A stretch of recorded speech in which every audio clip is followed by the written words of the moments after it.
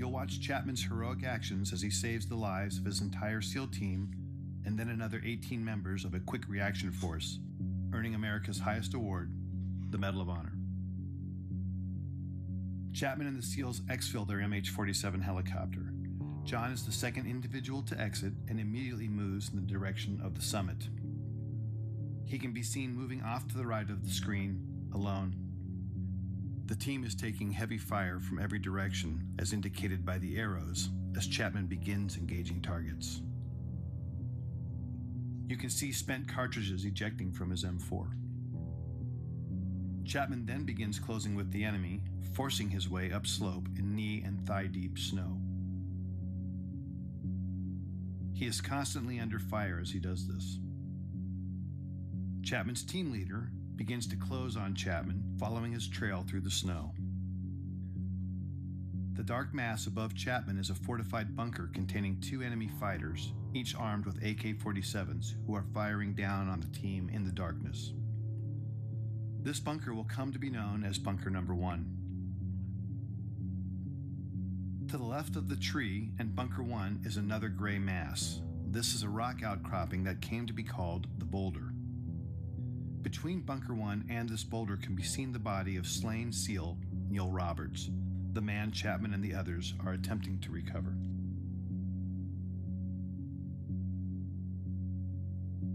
Chapman, still alone and closest to the enemy, pauses to engage targets as his team leader follows him, but never actually catches up with him.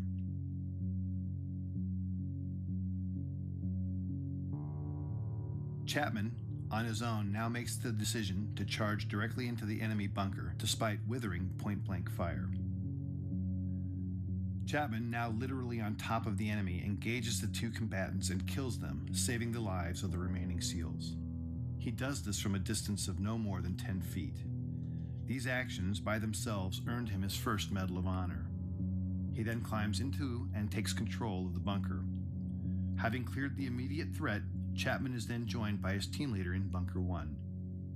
You can then see Chapman and his team leader engaging the next bunker, known as Bunker 2, which is situated to the left edge of the screen. This bunker, manned by a handful of Chechen and Uzbek fighters, also contains a heavy PKM machine gun, hand grenades, and rocket-propelled grenades. John Chapman is shot twice at this time in the torso and collapses, incapacitated.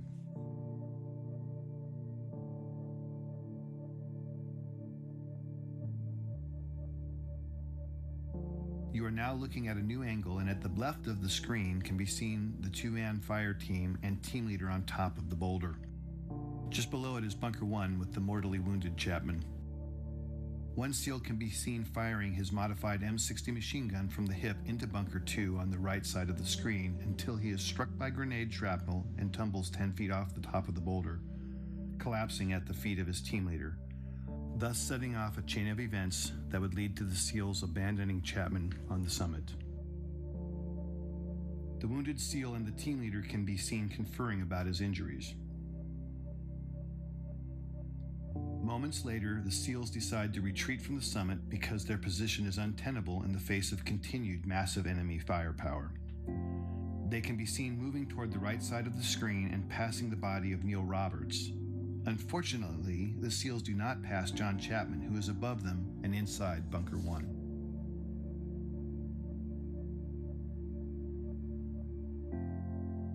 This angle shows 3 SEALs in a triangle. The larger black heat signature is a smoke grenade. Just to its left is a donkey and dead Al-Qaeda fighter killed by Chapman. The steepness of the mountain can be seen as the SEALs begin to slide down the near sheer face.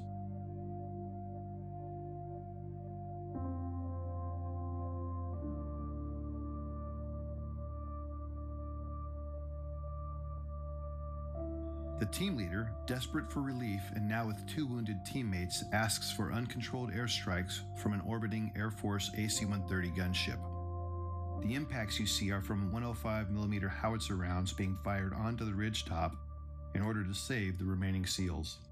Because neither the SEALs nor gunship know Chapman is alive, he is experiencing these detonations from his position.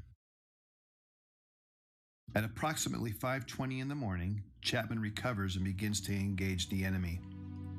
Bunker 1 is on the right side center of the screen and Bunker 2 to the left near the screen center. It will never be known what caused his incapacitation and recovery. Of the 2 rounds that originally wounded him, at least one was mortal, and at this time he is experiencing severe blood loss and shock. Despite that, he begins his one-man stand against 24 enemy combatants. During this time, Chapman initiates a series of radio calls, many of which are heard by a fellow combat controller and teammate of his and Delta Force operators on a nearby summit. Despite this combat controller's replies, Chapman never acknowledges whether because of damage to his equipment or himself will never be known. This new angle and footage shows Chapman at the top, identified by the green dot under the tree at Bunker 1. The lower center of the screen shows the first enemy fighter who is about to charge Chapman in the hopes of killing the American. The timestamp at the bottom shows it is now 6:05 in the morning and fully light. He's been fighting alone now for 40+ minutes and has received more gunshot and shrapnel wounds as a result of the fierce combat. This scene shows the second of several enemy charges. In this stunning display of determination and courage, Chapman can be seen fighting hand-to-hand with the fighter. In the larger screen display can be seen additional enemy moving on to the summit. But right now, John Chapman is fighting for his life. 6 minutes later, in this new shot, Chapman can hear another helicopter approaching the summit. He is in the bottom center of the screen underneath the tree and can be seen in the magnified inset box as he begins his desperate final stand to save the lives of the 18 men on the helicopter. The red dots are enemy fighters. John begins engaging the enemy in multiple directions and is rapidly approaching the last of his ammunition. The helicopter contains a quick reaction force comprised of Rangers, pararescuemen, and another combat controller. It is now 6:13 and the helicopter is short final. The enemy is desperately trying to displace Chapman so they can put heavy weapons or rocket-propelled grenades in Bunker 1 while simultaneously engaging the helicopter. With the choice to save his life or the lives of his unknown comrades, Chapman makes the decision to climb out of the bunker and begin firing in multiple directions as can be seen in the inset. Suffering from as many as a dozen wounds, Chapman is in fact already in the process of dying. As he fights, the helicopter is struck by a rocket-propelled grenade and makes a remarkable controlled crash just below Chapman and the summit. Chapman, now off-screen, continues to cover his comrades as they pour out of the stricken helicopter. Some of them are fatally shot as they exit. These images, with Chapman fighting the enemy at close quarter, are the last to show him alive and in this heroic act, thus qualifying for his second Medal of Honor. Ultimately, Chapman would expend all but the last few rounds of his ammunition, until, finally, after 16 bullet and shrapnel wounds, Chapman succumbs when he is shot through the heart. We will never know his final thoughts or words, but what we do know is his decisions and actions single-handedly saved the lives of 23 comrades. For more information about John Chapman's amazing story and the details about this mission, visit DanSchillingBooks.com or your favorite book retailer to obtain a copy of the Chronicle of His Life, Alone at Dawn.